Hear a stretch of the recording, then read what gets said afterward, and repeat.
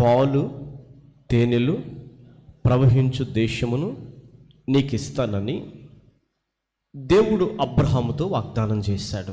సంగమా, ఈ భూమి మీద ఉన్న సమస్త జనులకు ఒక వాగ్దానం ఉంది. ప్రయాసపడి భారం మోయుచున్న సమస్త జనులారా, నా యొద్దకు రండి, నేను మీకు విశ్రాంతి. ఎక్కడ విశ్రాంతి అంటే ఈ భూమి మీద ఏ మనుషునికి విశ్రాంతి ఉండదు. కానీ ఎవరైతే యేసుక్రీస్తు రక్షకుడిని నమ్మి విశ్వసిస్తారో, యేసుక్రీస్తు ద్వారా ఆ పరలోకపు తండ్రి మనల్ని ఆయన యొద్దకు చేర్చుకుంటాడని ఎవరు విశ్వసిస్తారో వారికి నిత్య విశ్రాంతి కలుగుతుంది. ఈ వాగ్దానాన్ని బట్టి, ఈ వాగ్దానాన్ని పొందడానికి మనం భయము కలిగి, దేవుడు చూస్తున్నాడనే భయం కలిగి, మనం చేసే ప్రతి పనిలో దైవ భయము కలిగి పని చేయాలి. అబ్రహాము తన జీవిత దినాలలో దైవ భయం కలిగిన వాడు. అబ్రహాము దేవునితో సహవాసం చేసినవాడు. అందుని బట్టి అబ్రహాము నా స్నేహితుడు అని దేవుడే సాక్ష్యమిస్తున్నాడు. సంగమా, ఈ రాత్రి మనం గమనించవలసిన విషయం ఏంటంటే, దేవుడు మనకు వాగ్దానం చేశాడు. వాగ్దానాన్ని పొందాలి అంటే మనం భయముతో పరిశుద్ధతను సంపూర్తి చేసుకోవాలి. అంటే భయం లేనివాడు పరిశుద్ధ జీవితం జీవించటం సాధ్యం కాదని, పిల్లరా, భయము కలిగిన వారే, దైవికమైన భయం కలిగిన వారే దేవుడు మనకు అనుగ్రహించే పరిశుద్ధతను సంపూర్తి చేసుకోగలరు. గనుక ఈ రాత్రి దైవికమైన భయంతో మనం చేసే ప్రతి పనిని, లేఖనాలు అంటాడు, మాటలోను ప్రవర్తనలోను మనము పిల్లరా జాగ్రత్త గలవారమై ఉండాలంట. ఎందుకంటే మనం ఏం మాట్లాడినా, ఎలాంటి చెడ్డ క్రియలు చేసినా దేవుడు చూస్తున్నాడు. సంగమా, అపోస్తల పౌలు గారు ఎబ్రిలో ఉన్న సంఘముతో అంటాడు, 4వ అధ్యాయం 13వ వచనంలో ఉంటుంది, మనము ఎవరికి లెక్క అప్పచెప్పవలసి ఉన్నదో ఆ దేవుని కనులకు సమస్తమును మరుగులేక తేటగా ఉన్నది అని రాయబడి ఉంటుంది అక్కడ. అంటే దేవుడు సమస్తాన్ని చూస్తున్నాడు. అందుకని మనము ఆయన చూస్తున్నాడని భయంతో మనం ఈ లోక యాత్రను ముందుకు కొనసాగించాలి. దేవుని వాక్యంలో మనం చూస్తే, దేవుని భయముతో పరిశుద్ధతను సంపూర్తి చేసుకుంటూ శరీరమునకును ఆత్మకును కలిగిన సమస్త కల్మషమును నుండి మనలను పవిత్రులుగా చేసుకొందుము. అంటే ఎవరి హృదయములో లేక ఎవరి ఆత్మలో కపటము లేనివాడు ధన్యుడని వాక్యంలో ఉంది. ఆత్మలో ఏముండకూడదంటండి? కపటం ఉండకూడదు. దేవుడు ప్రతి దాన్ని చూస్తున్నాడు కనుక ఆత్మలో కపటము లేనివాడు. చూడండి, ఆత్మ శుద్ధిగా ఉండాలి. మనలోనున్న ఆత్మ మన ఆత్మని ఏం చేసుకోవాలంట? శుద్ధి చేసుకోవాలి. శరీరానికి మాలిన్యము అంటకూడదు. అంటే శరీరముతో చేసే ప్రతి పాపం మనలోనున్న ఆత్మకు అంటినప్పుడు మనమేమవుతాం? అపవిత్రులమవుతాం. అపవిత్రులు పోకూడని మార్గం ఇది. అంటే పరలోకానికి అందరూ వెళతారనడానికి అవకాశం లేదు. ఎవరు తమ పరిశుద్ధతను కాపాడుకుంటారో, పిల్లరా, తమ శరీరాన్ని ఆత్మను కల్మషం అంటకుండా కాపాడుకున్న వారికే పిల్లరా, దేవుని రాజ్యములో ప్రవేశించే ఆ వాగ్దాన దేశములో ప్రవేశించటానికి, ఆ పరలోక రాజ్యములో దేవుని వాగ్దాన సంబంధమైన రాజ్యానికి వెళ్ళాలి అంటే ప్రతి వ్యక్తి తాను తన పరిశుద్ధతను కాపాడుకోవాలి. పిల్లరా, శరీరమునకును ఆత్మకును కలిగిన సమస్త కల్మషము నుండి మనలను పవిత్రులుగా చేసుకుంది. ఎవరు చేసుకోవాలి? మనం చిన్న పిల్లలు వాళ్ళు బురదలో ఆటలాడితే మనం వాళ్ళని తీసుకొచ్చి స్నానం చేపించి మంచి బట్టలేసి మనం పిల్లరా వారు మరలా బురదలోకి వెళ్లకుండా మనం కాపాడుతాం. అవునా కదా? ప్రతి తల్లి తన బిడ్డలను కాపాడుతూ ఉంటుంది. అలాగే పిల్లల్ని మనం కాపాడుతాం. మరి మనల్ని మనం చూడండి, మనం పరిశుద్ధత అంటే దాన్ని మనం ఎలా కాపాడుకోవాలి అంటే తెల్లని వస్త్రాలు వేసుకుని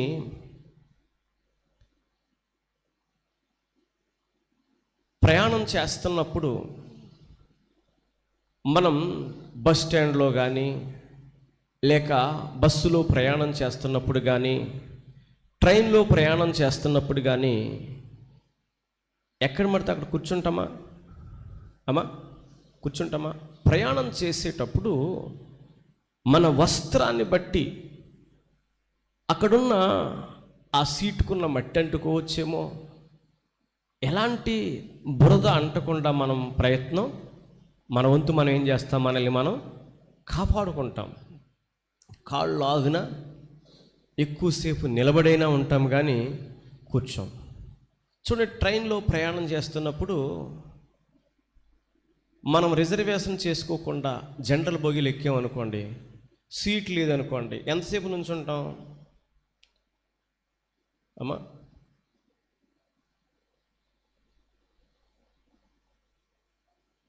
విశాఖపట్నం ఎన్ని గంటల ప్రయాణం ఇక్కడ నుంచి? అనపర్తి నుంచి ఒక 4 గంటలు ఉంటుందా? 5 గంటలు ఉంటుందా? ఉంటుంది. అంతసేపు నుంచోగలమా? 4 గంటలు ఉంటుంది. నుంచోగలమా? నుంచోలేము. ఏం చేస్తాం అప్పుడు? ఎక్కడో చోట కూర్చుని మనం చివరికి వెళ్ళాలి, మన ప్రయాణాన్ని ముందుకి కొనసాగించాలి. ఏ విధం చేతనైనా నేను ఎక్కడో చోట కూర్చుని ముందుకు వెళ్ళిపోవాలని ఆలోచిస్తాం. అయితే తెల్లని వస్త్రాలు వేసుకుని ప్రయాణం చేస్తున్నప్పుడు ఆ ఖాళీ లేని స్థలములో ఆ క్రింద కూర్చోవడానికి ఇష్టపడతామా? ఎందుకు ఇష్టపడం? ఆ వస్త్రానికి ఉన్న విలువ, దానికి బురద అంటినప్పుడు అది అందరికీ కనబడుతుంది. అవునా కదా? అయితే ఈ లోకములో పరిశుద్ధులు, యేసుక్రీస్తు రక్తము చేత కడగబడిన ప్రతి వారు తమ్మును తాము కాపాడుకోవాలి. యేసుక్రీస్తు రక్తంలో కడగబడిన వారు ఏమైనారు? పరిశుద్ధులై ఉన్నారు, పవిత్రులై ఉన్నారు. గనుక ఇక్కడ అంటాడు అపోస్తలుడైన పౌలు గారు చెబుతున్న మాట, శరీరమునకును ఆత్మకును కలిగిన సమస్త కల్మషము నుండి మనల్ని పవిత్రులుగా చేసుకుందాము. అంటే ఎవరిని వారే కాపాడుకోవాలి. ప్రతి దినం ఎక్కడ మాటలో ప్రవర్తనలో పరిశుద్ధతను కోల్పోతున్నామా అన్న భయంతో దేవునికి మనల్ని మనం అప్పగించుకోవాలి. నమ్మకమైన సృష్టికర్తకు మన ఆత్మలను అప్పగించుకోవాలి. కనుక ప్రతి దినం ఎక్కడ మాటలో ప్రవర్తనలో జారిపోకుండా మన పరిశుద్ధతను కాపాడుకోవడానికి ప్రతి దినం మనం ఏం చేయాలండి? ప్రయత్నించాలి. ఎందుకంటే మనల్ని మనమే కాపాడుకోవాలి. మనల్ని ఎవరో వచ్చి కాపాడరు. ఆల్రెడీ మనం పాపములో శాపగ్రస్తమైన జీవితాన్ని జీవిస్తున్నప్పుడు కృపగలిగిన దేవుడు తన కుమారుని యేసుక్రీస్తుని లోకానికి పంపి మనకి పరిశుద్ధ జీవితాన్ని జీవించటానికి, మన పాపములను మనలో ఉన్న కల్మషములను కడిగి పరిశుద్ధపరిచాడు గనుక యేసుక్రీస్తు రక్తం చేత ఇప్పుడు మనం ఏమై ఉన్నామంటే పవిత్రులమై ఉన్నాము. యేసుక్రీస్తు రక్తం చేత కడగబడి పునర్జన్మ సంబంధమైన స్నానము ద్వారా రక్షణ పొందిన మనలో ప్రతి వ్యక్తి కూడా ఏమై ఉన్నారంటే పరిశుద్ధులై ఉన్నారు. కనుక మనల్ని మనమే పవిత్రులుగా కాపాడుకోవడానికి దేవుడు మనకు అనుగ్రహించిన పరిశుద్ధతను ప్రతి దినం కాపాడుకోవాలి అని వాక్యంలో అపోస్తుడైన పౌలు గారు కొరింథీలో ఉన్న సంఘానికి హెచ్చరిక చేస్తున్నాడు. ఈ రాత్రి పరిశుద్ధాత్మ దేవుడు ఇక్కడ కూడి ఉన్న మనతో, మనతో మన పరిశుద్ధతను ఏం చేసుకోవాలని చెప్తున్నాడు? కాపాడుకోవాలి. దయచేసి గమనించండి పిల్లరా, పవిత్రులుగా చేసుకుందుము. మనం చేసుకోవాలి. ఎక్కడ పవిత్రత పోకుండానట్లు మనల్ని పవిత్రులుగా చేసుకోవాలి. ఎవరు తమ్మును తాము పవిత్రులుగా చేసుకుంటారు, ఎవరు తమ పరిశుద్ధతను కాపాడుకుంటారో నిశ్చయముగా వారు దేవుని రాజ్యములో సదాకాలం ఉంటారు. హల్లెలూయా, హల్లెలూయా. చూడండి పిల్లరా, ఎఫెసీయులకు రాసిన పత్రిక 5వ అధ్యాయము 25వ వచనం నుండి 27వ వచనం వరకు ఒకరు చదవండి. చదవండి తల్లి.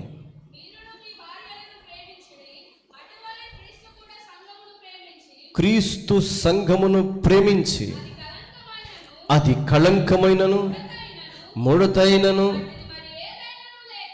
అట్టిది మరి ఏదైనను లేక పరిశుద్ధమైనదిగాను నిర్దోషమైనదిగాను మహిమగల సంఘముగాను ఆయన తన ఎదుట దాన్ని నిలవబెట్టుకొనవలనని వాక్యముతో ఉదక స్నానము చేత దానిని పవిత్రపరిచి పరిశుద్ధపరచుటకై దాని కొరకు తన్ను తాను. ఆమేన్, హల్లెలూయా. ప్రభువైన యేసుక్రీస్తు సంఘము కొరకు పిల్లరా తన్ను తాను అప్పగించుకున్నాడు. ఎందుకొరకు అంటే సంఘము క్రీస్తునకు లోబడాలి. ఏమై ఉండాలంటండి? లోబడాలి. అటువలే క్రీస్తు కూడా సంఘమును ప్రేమించి అది కళంకమైనను ముడతైనను అట్టిది మరి ఏదైనను లేక పరిశుద్ధమైనదిగాను నిర్దోషమైనదిగాను. ఏ సంఘం అంటండి? మహిమగల సంఘముగా. అంటే ఈ మన్నైన దేహాలతో మహిమ కలిగిన దేవుని రాజ్యములో ప్రవేశించడం సాధ్యం కాదు గనుక రక్త మాంసములు దేవుని రాజ్యాన్ని స్వతంత్రించుకొనేరవు గనుక ప్రభువైన యేసుక్రీస్తు ఈ సంఘమును పరిశుద్ధపరిచి మహిమగల సంఘముగా మార్చడానికి ఆయన పరలోకము నుండి ఈ భూమికి వచ్చి మనందరి రక్షణ కొరకు, మనందరి పరిశుద్ధతను పిల్లరా ఆయన ద్వారా మనం పరిశుద్ధపరచబడాలని తన్ను తాను దేవునికి సమర్పించుకున్నాడు, అర్పణగా అర్పింపబడ్డాడు. ఆయన రక్తము వలన మనకి విమోచన కలిగింది, మనం పరిశుద్ధపరచబడ్డాం. అయితే ప్రతిదినం మనము వాక్యమును ఉదక స్నానము చేత, చదువుతారా మరొకసారి ఆ మాటను? వాక్యముతో ఉదక స్నానము చేత దానిని పవిత్రపరిచి పరిశుద్ధపరచుటకై దాని కొరకు తన్ను తాను అప్పగించుకున్నాడు. తనను తానే అప్పగించుకున్నాడు. ఎందుకొరకంటే వాక్యమని పిల్లరా ఉదక స్నానము చేత సంఘాన్ని దేవుడు ఏం చేయాలనుకుంటున్నాడు? పరిశుద్ధపరచాలనుకుంటున్నాడు.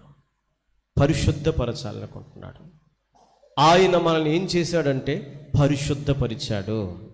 అయితే ఈ పరిశుద్ధతను మనం ఏం చేసుకోవాలి? సంపూర్తి చేసుకోవాలి. ఈ పరిశుద్ధతను మనం ఏం చేసుకోవాలి? సంపూర్తి చేసుకుంటూ పిల్లరా మనం మన పరిశుద్ధతను ఏం చేసుకోవాలంటే కాపాడుకోవాలి. ప్రతిదినం మనకి ఏమయ్యింది, ఏమి అవసరమైందంటండి అమ్మా? చికెన్ బిర్యానీయా? ఏం అవసరమైందో మన ప్రతిదినం? శారీరక ఆహారం మనకి ఎంత అవసరమో ఈ శరీరాన్ని పోషించుకోవడానికి ఆత్మలో కల్ముషం అనేది లేకుండా, ఆత్మలో కపటం అనేది లేకుండా ఆత్మను శుద్ధి చేసుకోవడానికి ప్రతిదినం వాక్యమును ఉతక స్నానము చేత మనం పరిశుద్ధపరచబడాలని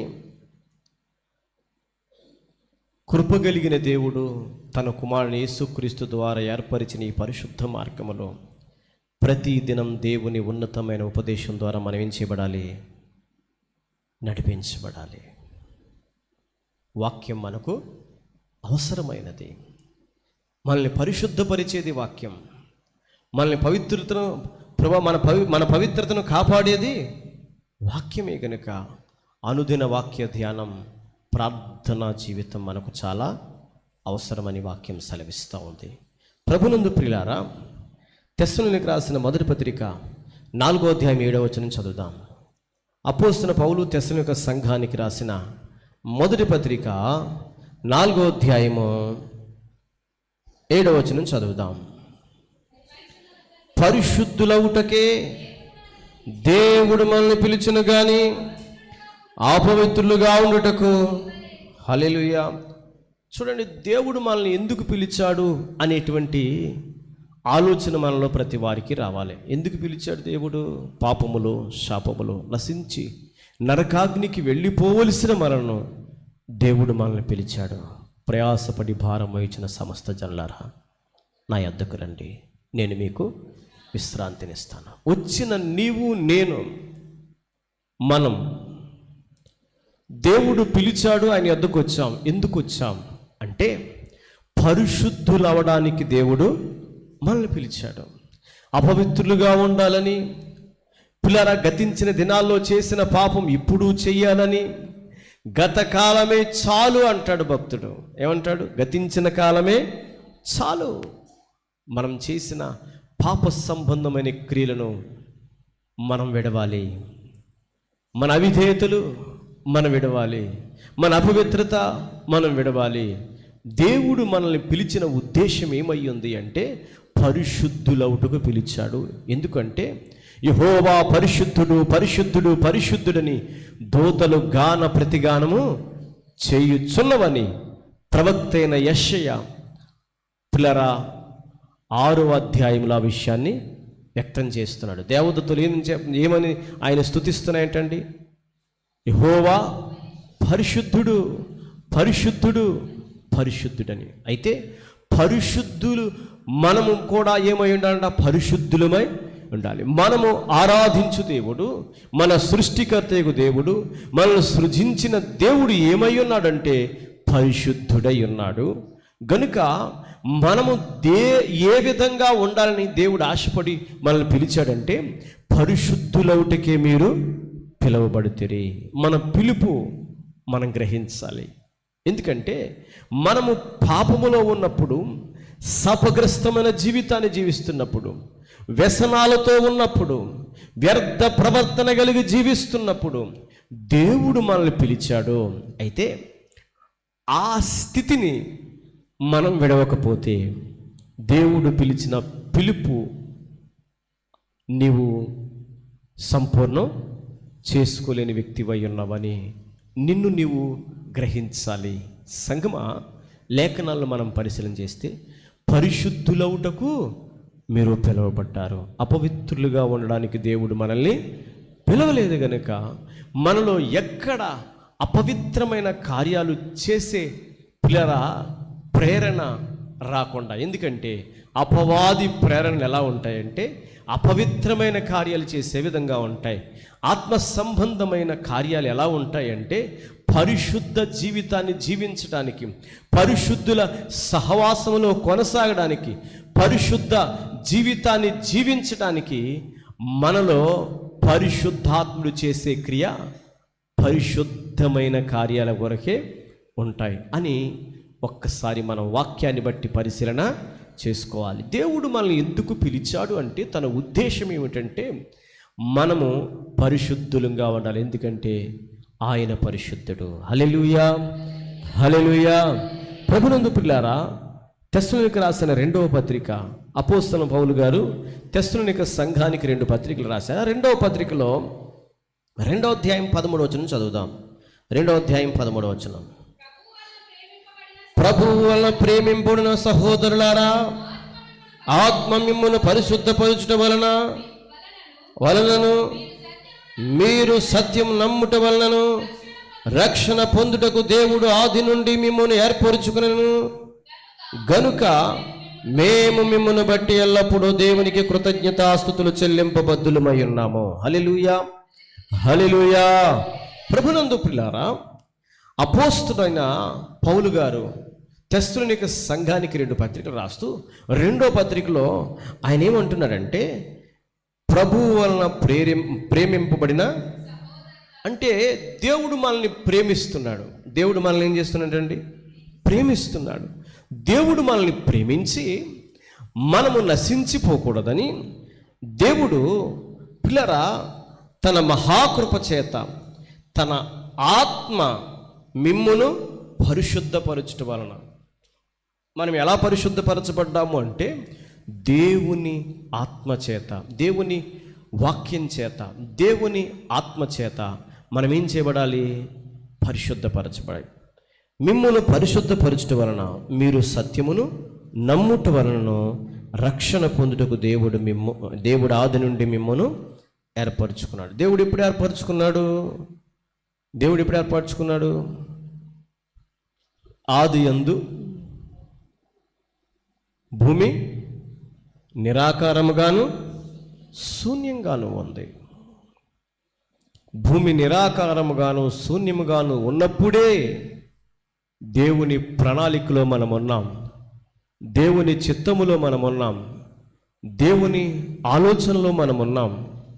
ఎందుకు దేవుడు మనల్ని ఏర్పరచుకున్నాడు అంటే పిల్లరా, దేవుడు ఏర్పరచుకున్నాడు కనుకనే మనం ఈ దినాన్ని ఇక్కడ అబ్బా తండ్రి అని దేవునికి మొరపెడుతున్నాం. అయితే దేవుడు తన ఆత్మ ద్వారా మిమ్మను పరిశుద్ధపరచడం వలనను మీరు సత్యము నమ్ముట వలనను రక్షణ పొందుటకు దేవుడు ఆది నుండి మిమ్మను ఏర్పరచుకున్నాడు. దేవుని ఏర్పాటులో మనం ఉన్నాం.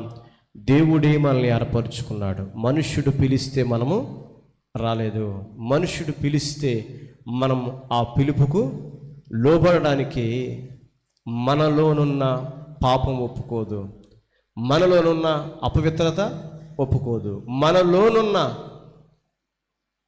అపవాది కూడా ఒప్పుకోడు. మానవుణ్ణి అపవాది పిల్లరా ప్రేరేపించి పాపానికి నడిపిస్తున్న దినాల్లో మనమున్నాం. కానీ దేవుడు తన ఆత్మ ద్వారా మన పాపాలు ఏం చేస్తున్నాడు?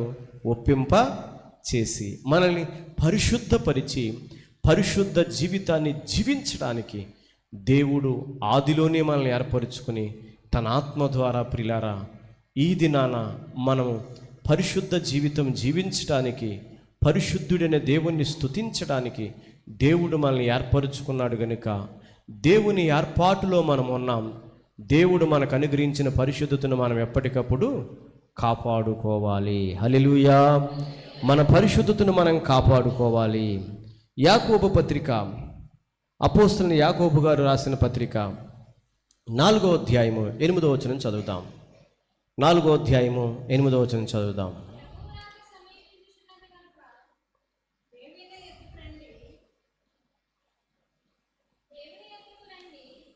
దేవుని యొద్దకు రండి,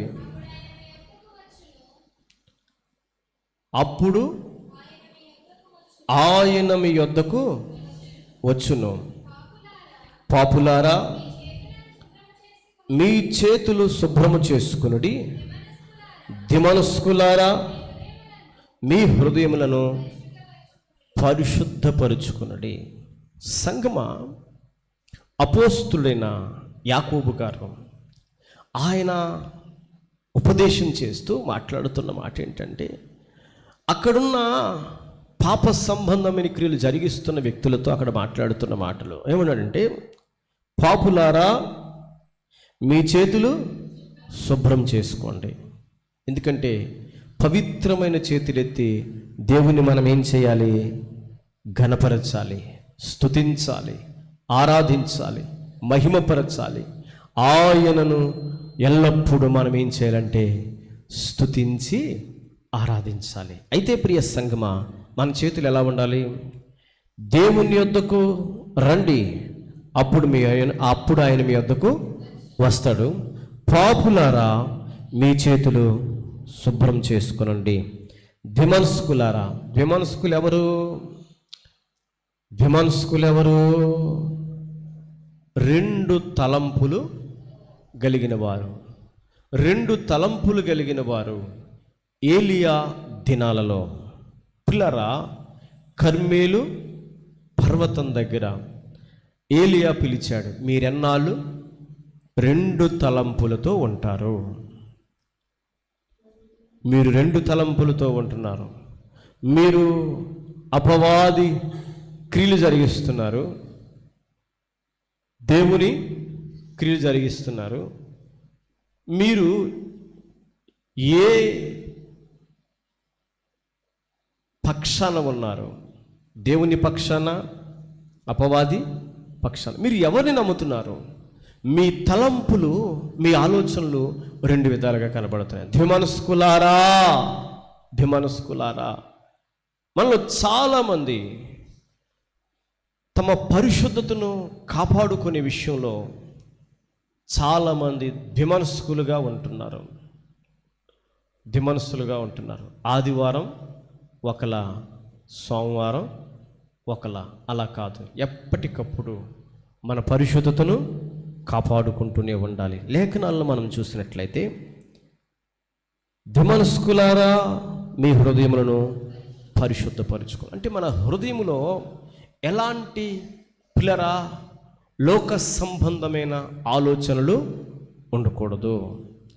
మన హృదయాన్ని మనం పరిశుద్ధపరచుకోకపోతే, మనము పరిశుద్ధంగా జీవించకపోతే, పరిశుద్ధుడైన దేవుని చిత్తాన్ని జరిగించకపోతే, దేవుడు మనల్ని పరిశుద్ధపరిచిన పరిశుద్ధతను మనం కాపాడుకోకపోతే, మనము దేవునితో సదాకాలం ఉండలేం. ఎక్కడికి వెళతామంటే అగ్ని ఆరక, ఆత్మ చావక అతి ఘోరమైన స్థలానికి వెళతాం. కనుక ప్రియ సంగమా, ఇద్దరు వ్యక్తుల గురించి చెప్పగలను. పిల్లరా, ధనవంతుడు, లాజరు. లాజరు తన పరిశుద్ధతను కాపాడుకున్నాడు. పిల్లరా, అన్న వస్త్రాలు తనకి కొదువైనా, ఆకలితో ఉన్న ధనవంతుని ఇంట పిల్లరా క్రింద పడిన రొట్టె ముక్కలు తినినా తాను దేని పోగొట్టుకోలేదు? పరిశుద్ధతను పోగొట్టుకోలేదు. అబ్రహాం అడుగుతున్నాడు, కుమారుడా, ఏమంటున్నాడు? కుమారుడా, నీ కలిగిన దానితో నువ్వు తృప్తి చెందలేదు, నువ్వు దేవునికి భయపడలేదు, దేవుని చిత్తానికి అనుకూలంగా నీవు జీవించలేదు. అక్కడ అంటాడు, కుమారుడా అంటున్నాడు. హల్లెలూయా, హల్లెలూయా. తండ్రివైన అబ్రహామా అని పిలిచాడు. ఎవరు? ధనవంతుడు. అంటే ధనవంతుడు ఒకప్పుడు ఎవరు? విశ్వాసే. కానీ తను ఏం పోగొట్టుకున్నాడు? పరిశుద్ధతను పోగొట్టుకున్నాడు. అబ్రహాము రొమ్మున ఆనుకున్న లాజరు తన పరిశుద్ధతను కాపాడుకున్నాడు. సంగమా, విశ్వాసులమైన మనం, లేక దేవుణ్ణి పిల్లలమని చెప్పుకుంటున్న మనం, లోకానికి మనం ఇచ్చే సాక్ష్యం తెలుసా? మేము దేవుణ్ణి నమ్ముకున్నామండి, మేము క్రైస్తవులమండి. క్రైస్తవుడు క్రీస్తుకు కలిగిన మనస్సు కలిగిన వాడై తన పరిశుద్ధతను కాపాడుకోవాలి. ఆయన పాపులతో ఉన్నాడు కానీ పాపం అంటకుండా ఆయన జీవించినట్లుగా ఈ లోకములో మనం ఉన్నంతకాలం స్వస్థ బుద్ధితోనూ దేవుని భయంతోనూ మనం జీవించవలసిన అవసరత ఉంది. హల్లెలూయా, హల్లెలూయా. గనుక ప్రియ సంగమా, ఈ రాత్రికాల సమయాన మనము ఎలాంటి తలంపులతో ఉన్నాం, ఎలాంటి ఆలోచనలతో ఉన్నాం? ద్విమనస్కులారా. ఏ మనసు అంటండి? ద్విమనస్కులారా. ఇక్కడ స్పష్టంగా మాట్లాడుతున్నాడు పిల్లర యాకోబు గారు సంఘానికి చెబుతున్న మాట. ద్విమనస్కులారా, మీ హృదయములను పరిశుద్ధపరుచుకోవాలి. ప్రతి వారు తమ హృదయములో ఉన్న కల్ముషాన్ని కడుక్కొని పరిశుద్ధపరుచుకోవడానికి ఎప్పటికప్పుడు దేవుని వాక్యాన్ని ధ్యానించేవారిగా, దేవుని వాక్యాన్ని పిల్లరా ప్రతి దినం ధ్యానిస్తున్నప్పుడు మన హృదయములో పరిశుద్ధాత్ముడు క్రియ జరిగిస్తాడు. పాపం అనేది మన హృదయంలో లేకుండా మనం పరిశుద్ధపరచబడతాం. నమ్మిన వారు 2 చేతులు పైకెత్తి దేవుని స్తోత్రాలు చెల్లిందాం. వాక్యాన్ని మనం ధ్యానిస్తున్నప్పుడు, వాక్యానుసారంగా మనం జీవిస్తున్నప్పుడు పరిశుద్ధాత్ముడు మనల్ని సర్వసత్యములోనికి నడిపిస్తాడు. మన పరిశుద్ధతను మనం వాక్యం ద్వారానే కాపాడుకోగలుగుతాం. వాక్యం చదవని వారు, వాక్యం వినని వారు, వారిలో ఆత్మ సంబంధమైన క్రియ జరగదు గనుక వారు తమ పవిత్రతను కాపాడుకోలేరు, పరిశుద్ధ జీవితాన్ని జీవించలేరు. కనుక వాక్యం మనకు అవసరం. హల్లెలూయా, హల్లెలూయా. దేవుని పరిశుద్ధ గ్రంథము నుండి పిల్లరా దేవుని వాక్యంలో మనం చూసినట్లయితే హెబ్రీయులకు రాసిన పత్రిక 10వ అధ్యాయము 10వ వచనం నుండి 14వ వచనం వరకు చదువుదాం. యేసుక్రీస్తు యొక్క శరీరము ఒక్కసారి అర్పింపబడుట చేత ఆ చిత్తమును బట్టి మనము పరిశుద్ధపరచబడి ఉన్నాం. హల్లెలూయా. ఈ సృష్టిలో ఏ రక్తము వలన మనకి విమోచన లేదు అని పిల్లరా ఈ లోకములో మానవుని పాపం విస్తారమైనప్పుడు పాపము చేతను అపరాధము చేతను మానవుడు ఏమైనాడంటే చచ్చిన వాడై ఉన్నాడు. హల్లెలూయా, హల్లెలూయా. చూడండి పిల్లరా, దేవుని పరిశుద్ధ గ్రంథంలో మనం చూసినట్లయితే హెబ్రీయులకు రాసిన పత్రిక 9వ అధ్యాయము 11వ వచనం చదువుదాం. 9వ అధ్యాయం 11వ వచనం హెబ్రీయులకు రాసిన పత్రిక. అయితే క్రీస్తు రాబోచున్న మేలుల విషయమై ప్రధాన యాజకుడిగా వచ్చి తానే నిత్యమైన విమోచన సంపాదించి హస్తకృతము కానిది అనగా ఈ సృష్టి సంబంధము కానిదియు మరి ఘనమనిదియు పరిపూర్ణమునైనది అయినా గుడారము ద్వారా మేకల యొక్కయు కోడెల యొక్కయు రక్తముతో కాక తన స్వరక్తముతో ఒక్కసారి పరిశుద్ధ స్థలములో ప్రవేశించెను.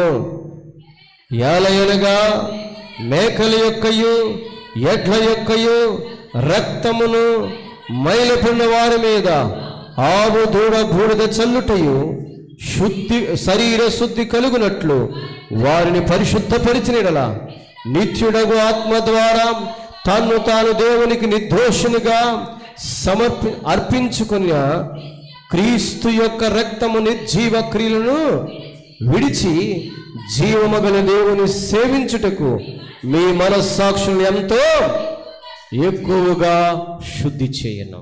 ప్రభునందు ప్రియులారా, దేవుని కుమారుడు యేసుక్రీస్తు పరలోకము నుండి భూమికి వచ్చి మనము పాపముల చేతను అపరాధముల చేతను చచ్చిన వారమై ఉండగా పాపములో ఉన్న వారిని పిల్లరా పూర్వం మన పితరులు కోడెల యొక్కయు, ఎడ్ల యొక్కయు, గొర్రెల యొక్కయు, మేకల యొక్కయు రక్తము వలన ప్రధాన యాజకుడు పిల్లరా అతి పరిశుద్ధమైన స్థలములోనికి వెళ్ళి మన కొరకు సంవత్సరానికి ఒక్కసారి బలిగా అర్పింపబడిన ఆ రక్తాన్ని ప్రోక్షించి ఎవరైతే అపరాధములో ఉన్నారో ఆ రక్తాన్ని వారి మీద ప్రోక్షించినప్పుడు వారు శుద్ధులైరి అని వాక్యంలో ఉంది. అయితే ప్రియులారా, మానవుడు చేసిన అపరాధం అధికమైనప్పుడు కోడెల యొక్కయు, మేకల యొక్క రక్తం వలన విమోచన లేనప్పుడు పరిశుద్ధాత్మ ద్వారా దేవుడు కుమారుడు యేసుక్రీస్తు లోకానికి వచ్చి ఆయన రక్తము వలన మనకు విమోచన కలుగునట్లు, మనం పరిశుద్ధపరచబడినట్లు లేఖనాల్లో రాయబడిన ప్రకారంగా మనం చదువుతూ ఉన్నాం. వాక్యాన్ని వింటున్న మనం వాక్య సత్యాన్ని గ్రహించాలి, వాక్యానుసారంగా మనం జీవించాలి. అందుకని 10వ అధ్యాయంలో మనం చదువుతున్నాం. 10వ అధ్యాయంలో ఏమని రాసిన చూడండి. యేసుక్రీస్తు యొక్క శరీరము ఒక్కసారియే అర్పించబడిచేట ఆ చిత్తమును బట్టి మనము పరిశుద్ధపరచబడిన యేసుక్రీస్తు రక్తం ద్వారా మనం ఏం చేయబడ్డాం? పరిశుద్ధపరచబడ్డాం. మనం పరిశుద్ధులమయ్యాం. యేసుక్రీస్తు రక్తము చేత మనం పరిశుద్ధపరచబడ్డాం. ఏ రక్తము వలన మనకి పరిశుద్ధత అనేది కలుగలేదు. అయితే యేసుక్రీస్తు రక్తం ద్వారా కడగబడిన మనం, పరిశుద్ధపరచబడిన మనం మన పరిశుద్ధతను ఏం చేసుకోవాలి? కాపాడుకోవాలి. మన పరిశుద్ధతను ఏం చేసుకోవాలి? సంపూర్తి చేసుకోవాలి. అది మనకు దేవుడు మనకిచ్చిన పరిశుద్ధతను ఎవరికి వారు తమ పరిశుద్ధతను వారు కాపాడుకుంటూ దైవ భయముతో దేవుని చిత్తానికి అప్పగించుకుంటూ దేవునికి మనము మన పరిశుద్ధతను కనుపరుచుకునే దినం, తీర్పు దినం అంటూ ఒకటి ఉంది. ఎవరు అపరిశుద్ధులో వారికి తీర్పు తీర్చబడుతుంది. హల్లెలూయా, హల్లెలూయా. చూడండి పిల్లరా, అపోస్తలుడైన పేతురు గారు రాసిన 2వ పత్రిక 3వ అధ్యాయము 10వ వచనం నుండి 12వ వచనం వరకు చదువుదాం. అపోస్తలుడైన పేతురు గారు 2 పత్రికలు రాశారు. 2వ పత్రికలో 3వ అధ్యాయము 10వ వచనం నుండి 12వ వచనం వరకు చదువుదాం. అయితే ప్రభు దినము దొంగ వచ్చినట్లు వచ్చును. ఆ దినమున ఆకాశములు మహాధ్వనితో గతించిపోవును, పంచభూతములు మిక్కటమైన వేంటముతో లయమైపోవును, భూమియు దాని మీదనున్న కృత్యములు కాలిపోవును. ఇవన్నీ లయమైపోవును గనుక ఆకాశంలో రగులుకుని లయమైపోనట్టు, పంచభూతముల మహావేంటముతో కరిగిపోనట్టు దేవుని దినపు రాకడ కొరకు కనిపెట్టుచు దానిని ఆశతో అపేక్షించుచు మీరు పరిశుద్ధమైన ప్రవర్తనతోనూ భక్తితోనూ ఎంతో జాగ్రత్త గలవారై ఉండవలెను. ప్రభునందు ప్రియులారా, అపోస్తలుడైన పేతురు గారు ప్రియులారా సంఘానికి పత్రిక రాసి అంటాడు.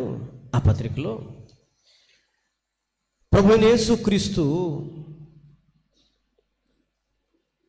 ఆయన హఠాత్తుగా వస్తాడంట. ఎలా వస్తాడంటే ఆ విషయంలో ఒక ఉపమానం చెప్తున్నాడు ఆయన. దొంగ ఎలా వచ్చును? దొంగ వస్తాడనుకుంటే మనం ఏం చేస్తామా అమ్మా?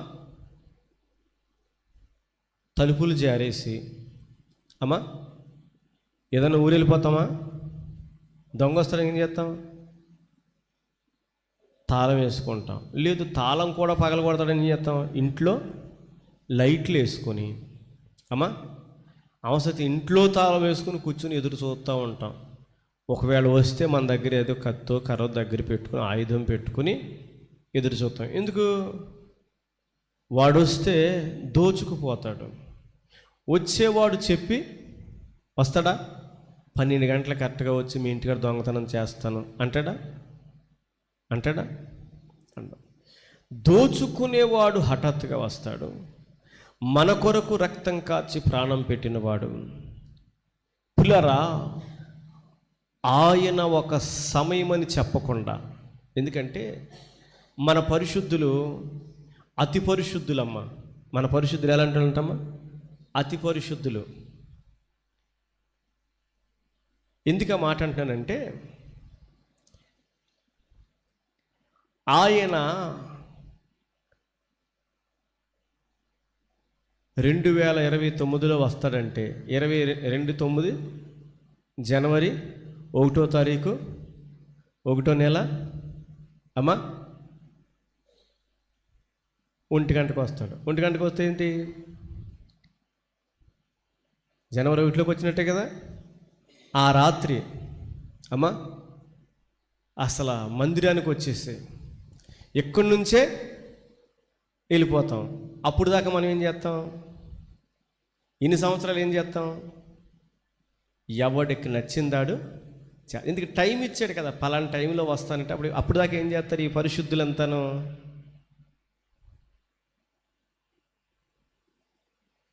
మెలకువ లేకుండా, దేవునికి అనుకువగా జీవించకుండా, అపవిత్రమైన జీవితాన్ని జీవించి, చెడ్డ క్రియలు జరిగించి, దేవునికి అయిష్టంగా జీవించి, ప్రభువైన యేసు వచ్చినప్పుడు వెళ్తారా? పరిశుద్ధత లేకుండా వెళ్ళలేరని వాక్యంలో ఉంది కదా.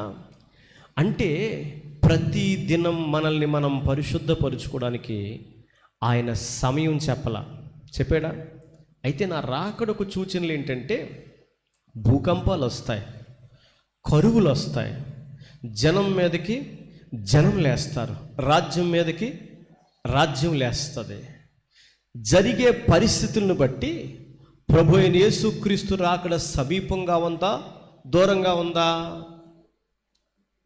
చెప్పాలి తల్లి. ప్రభువైన యేసుక్రీస్తు రాకడ సమీపంగా ఉందా, దూరంగా ఉందా? సమీపంగా ఉంది అంటే మనం ఏం చేయాలి? సిద్ధపడాలి. సమీపంగా ఉంది అంటే సిద్ధపడాలి. సిద్ధపడటం అంటే ఏంటి చెప్పనా? అనపర్తి స్టేషన్లో మనం కూర్చున్నాం అమ్మ, మన లగేజ్ అంతా మన దగ్గర పెట్టుకుని కూర్చున్నాం. ట్రైన్ వచ్చేసింది, అలా కనపడుతున్నప్పుడు ఏం చేస్తాం మనం? వెంటనే మన లగేజ్ సర్దుకొని అది ఆగకముందే మనం ఎక్కడానికి సిద్ధపడతామా లేదా? అదే సంగమా, ప్రభువైన యేసుక్రీస్తు రాకడ సమీపంగా ఉంది. ఎప్పటికప్పుడు మనల్ని మనం సర్దుబాటు చేసుకుంటూ, శుద్ధి చేసుకుంటూ, మన విశ్వాసాన్ని కాపాడుకుంటూ, పిల్లరా, భూమి ఆకాశం ఏమవుతుందంట? లయమైపోతుంది. మిక్కటమైన వేండ్రముతో లయమైపోతుంది. ఇప్పుడు మనం ఎక్కడున్నాం? ఆకాశం క్రింద, భూమి పైన ఉన్నాం. ఆకాశం లేనప్పుడు, భూమి లేనప్పుడు మనం ఎక్కడుంటాం? పరిశుద్ధులు పరలోకంలో ఉంటారు, అపరిశుద్ధులు అగ్ని ఆరక, ఆత్మ చావక, ఘోరమైన స్థలములైన నరకాగ్నికి వెళ్ళాలి. ఆ 2 స్థలాలు కాకుండా 3వ స్థలం వంటిది లేదు. ఎందుకంటే ఆ 2 స్థలాలలోనే పిల్లారా పరిశుద్ధులు అపరిశుద్ధులు నివాసం చెయ్యాలి. మనం దేని కొరకు పరిశుద్ధపరచబడ్డామో అట్టి పరిశుద్ధతను మనం ఎలా కాపాడుకోగలుగుతున్నామో మనల్ని మనమే పరిశీలన చేసుకోవాలి. హల్లెలూయా. ప్రభునందు ప్రియులార, లేఖనాల్లో మనం చూస్తే ఇవన్నీ ఇట్లు లయమైపోవును గనుక ఆకాశము రగులుకొని లయమైపోవునట్టు పంచభూతములు మహావేంద్రముతో కరిగిపోనట్టు దేవుని దినపు రాకడ కొరకు కనిపెట్టుచు దానిని ఆశతో అపేక్షించుచు పరిశుద్ధమైన ప్రవర్తనతోనూ భక్తితోనూ ఎంతో జాగ్రత్తతోనూ ఉండాలి. ఎలా ఉండాలంటండి? ఎలా ఉండాలంటండి? పరిశుద్ధతతోనూ భక్తితోనూ జాగ్రత్త గలవారు. ఎంత జాగ్రత్త అంట? ఎంతో జాగ్రత్త. నేను పర్వాలేదు అనుకోకూడదు. నిలుచున్నానని తలంచుకునేవాడు పడిపోకున్నట్లు జాగ్రత్తగా తను ఏం చేసుకోవాలి? చూసుకోవాలి. ఇక్కడ నేను వాక్యం చెప్పగలుగుతున్నా, మీరంతా వినగలుగుతున్నారు.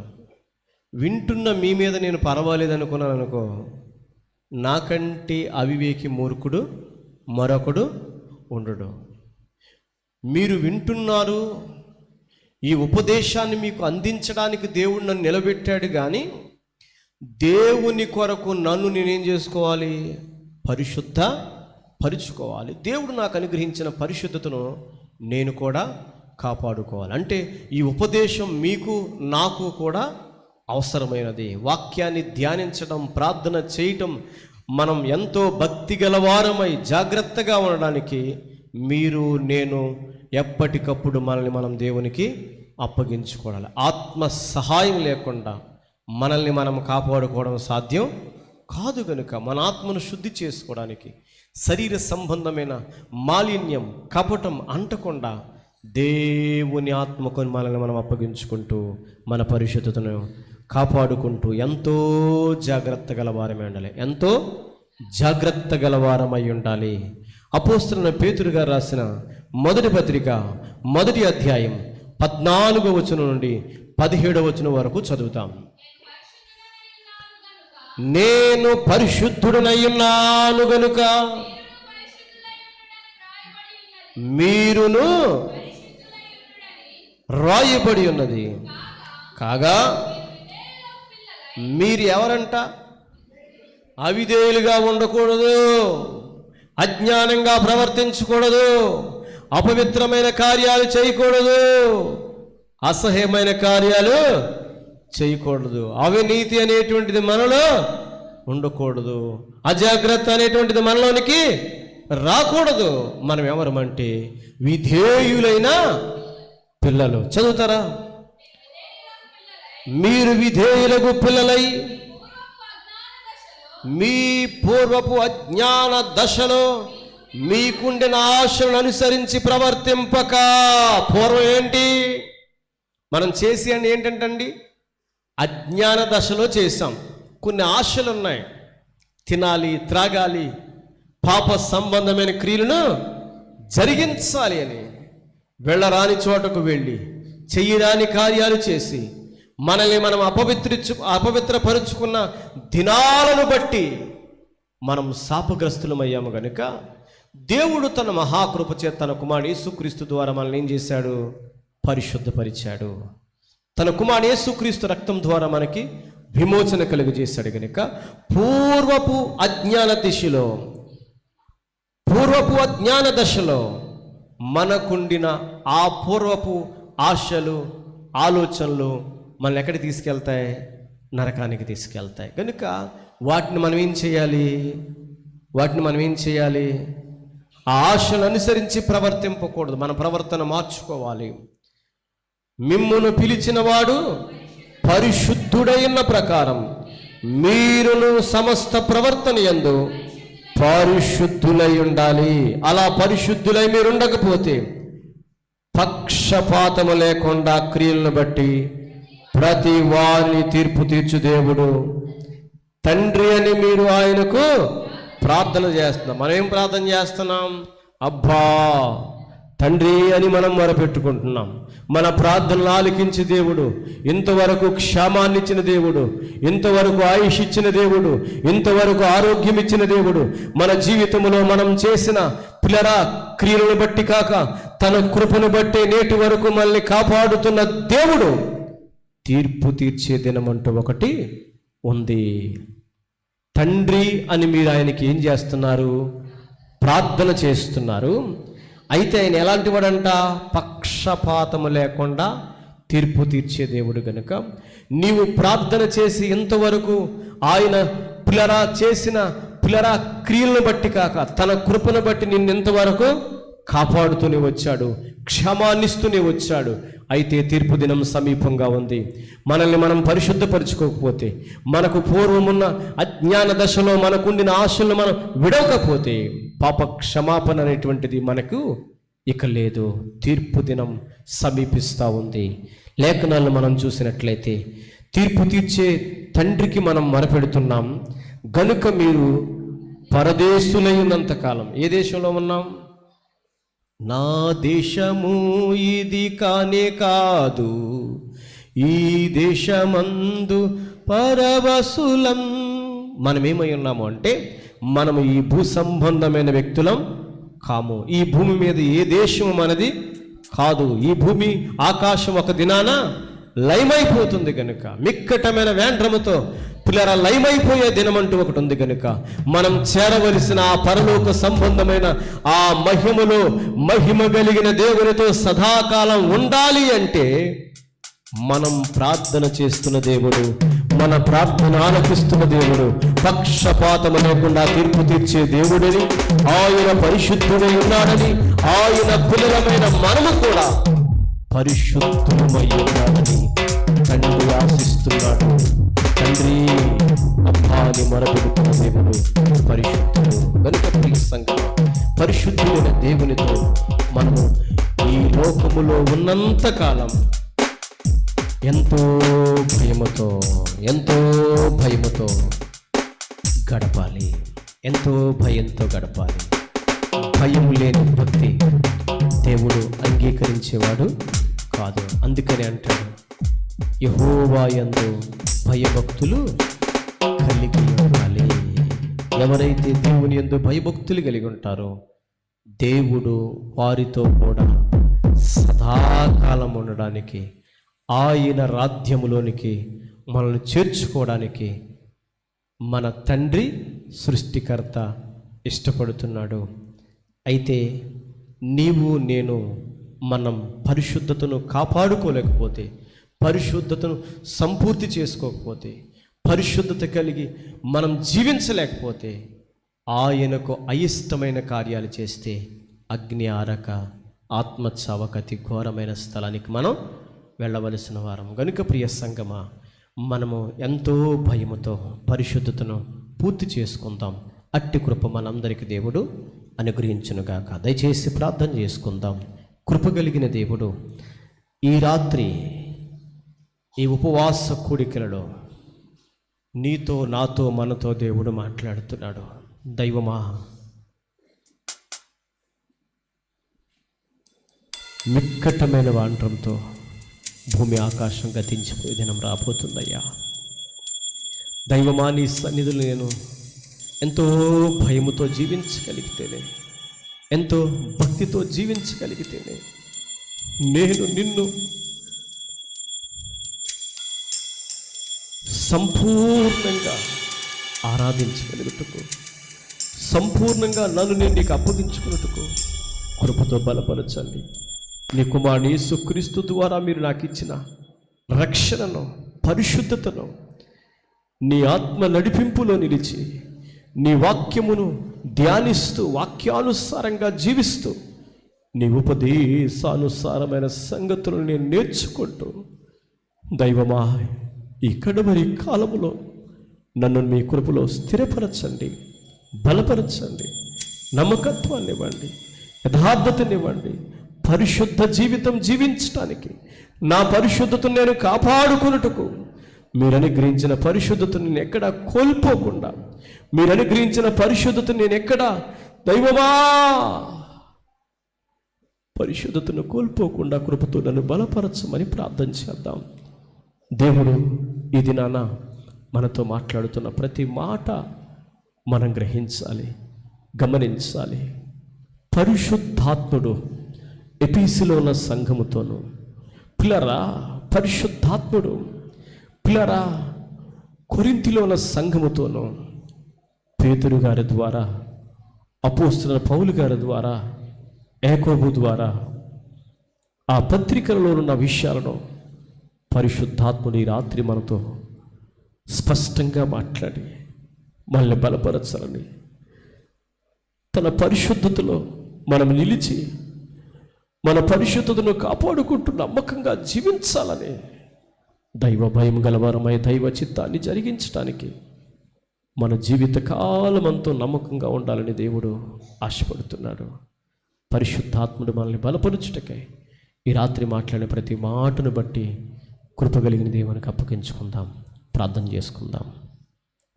ప్రేమ కలిగిన తండ్రి, వాత్సల్యపూర్ణుడా, దైవమా, కృప కలిగిన దేవా, మీకు స్తోత్రాలు.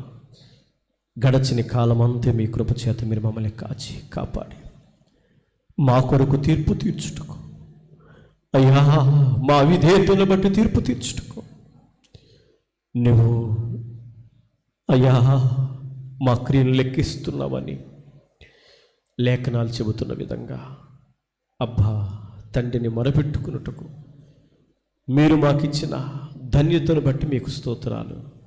తండ్రి, మేము చేస్తున్న ప్రతి ప్రార్థన మీరు ఆలకిస్తూ మా జీవితంలో ఎన్నో కార్యాలు చేశారు. అయ్యా ఆదిలోనే మీరు మమ్మల్ని ఏర్పరుచుకున్నారు. అయ్యా పరిశుద్ధులవుటకే మీరు మమ్మల్ని పిలిచారు. మీ పిలుపును మేము ఇంకా గ్రహించలేకపోతున్నామేమో. పరిశుద్ధులవుటకే మీరు మమ్మల్ని ఏర్పరచుకున్నారు. మీ ఏర్పాటును మేము గ్రహించాలి, మీ పిలుపుని మేము గ్రహించాలి. మా జీవిత దినాలలో దైవమా నీ భయము కలిగి మా పరిశుద్ధతను మేము కాపాడుకుంటూ నీ కుమారుడు యేసుక్రీస్తు ద్వారా మీరు మాకు అనుగ్రహించిన పరిశుద్ధతను ఎంతో భయముతో కాపాడుకుంటూ మా పరిశుద్ధతను సంపూర్తి చేసుకుంటూ నీ కొరకు నమ్మకస్తులంగా ఉండడానికి కృపనివ్వండి. విన్న వాక్యమును బట్టి ప్రభువా, అయ్యా ప్రతి వాని హృదయంలో నీరు కట్టి ఫలించట కృపనివ్వండి.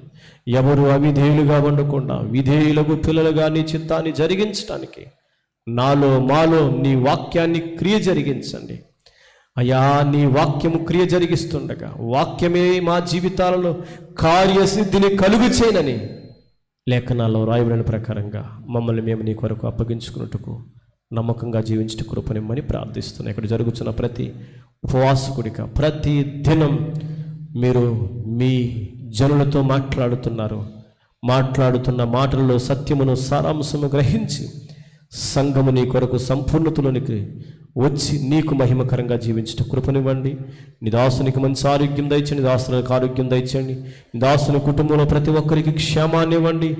చేరికున్న ప్రతి బిడ్డను మీరు బలపరచండి. ఎందరైతే ఈ రాత్రి రాలేకపోయారు రేపు రాత్రికి మీరు సిద్ధపరిచి బలపరచమని మీకే మహిమ ఘనత ప్రభావం చెల్లించుకుంటూ